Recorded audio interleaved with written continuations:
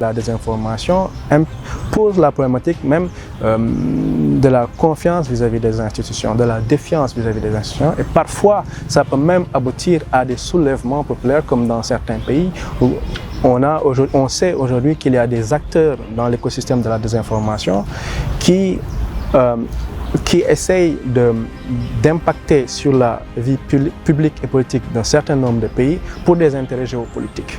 Donc dans ce sillage-là, on peut citer bien entendu la Russie, on peut citer aussi d'autres acteurs comme les États-Unis, la Chine, etc.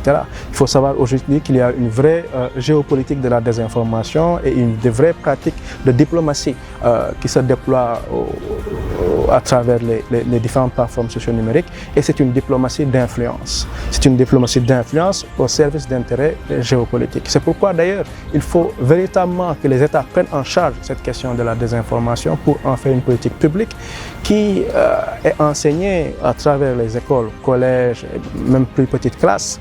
Qu'est-ce que c'est que l'information? Et même par exemple, imaginons qu'on installe des salles de rédaction dans les écoles, qu'on apprenne aux enfants qu'est-ce que c'est qu'une salle de rédaction, qu'est-ce que c'est qu'une réunion de rédaction, comment on collecte l'information, comment on décide de ce qui doit apparaître dans l'agenda médiatique. Et tout cet ensemble de filtres qui permettent de vérifier la véracité d'un fait jusqu'à sa publication. C'est extrêmement important parce que ça a des enjeux cruciaux pour nos stabilités politiques, stabilité des équilibres géopolitiques.